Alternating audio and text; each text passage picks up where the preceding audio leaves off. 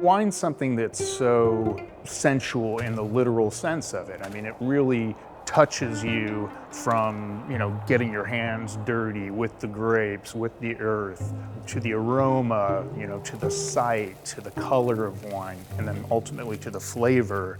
Being part of the entire process, I was able to be more in touch with something. That's what got me going.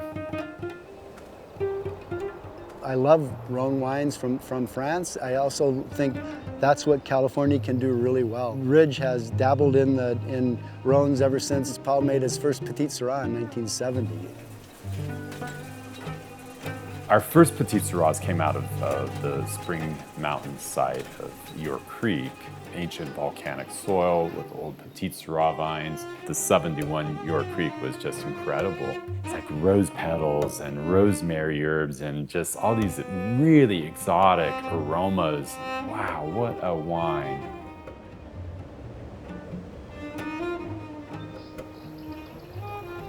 Anybody that is connected to nature, let alone anybody in agriculture, has that sense of the life of the soil, the life of the individual plants. Individual vineyards can have individual distinctive character. The focus is so much on identifying that extra dimension that was more than just the varietal, the sense of place. Here at Lytton Springs, we have Petit Syrah, a Syrah, and then a Syrah Grenache Mataro. Everything that comes out of Lytton Springs, it always seems to sort of lean a little farther over towards the darker spectrum. The Syrah is something that really does age beautifully.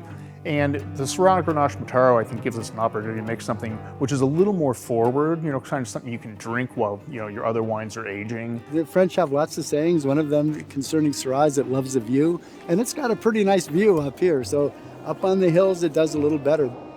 It just has always made a really dark, really serious Syrah. So part of what we've always done to help moderate the tannins is also included Viognier.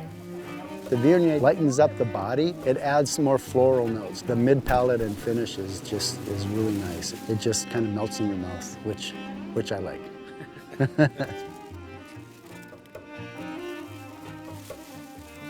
When people talk about the science of winemaking or the art of winemaking, some of it just has to do with recognition, In other words, I can tell that these grapes from this place are really, really special for whatever reason, and you just recognize that. So now you keep it separate. Now you start to work with it. Now you start to work with it over a couple years, 3 or 4 or 5 years, and you get to really know it. You get these nuances. Once you see that, and of course, let alone looking at the vines that produce those grapes, it can be the most magical thing. It's fun to get back into some regions like Contra Costa County where there's some beautiful Mataro, and you can't find it anywhere else in the world like that. You're walking basically on sand as you walk through that Evangelo vineyard. It's a beach with these head-pruned ancient vines growing. Given that it was sand, those I roots think the roots had to go get all down. the way down to where they hit river water, way down.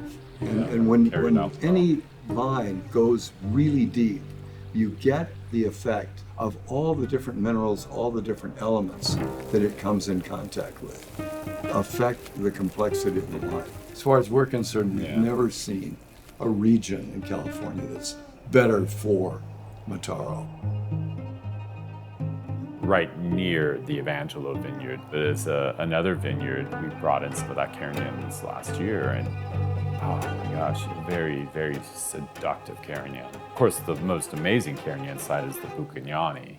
I mean, that is, what a vineyard. It's a vineyard that's just south of the town of Cloverdale.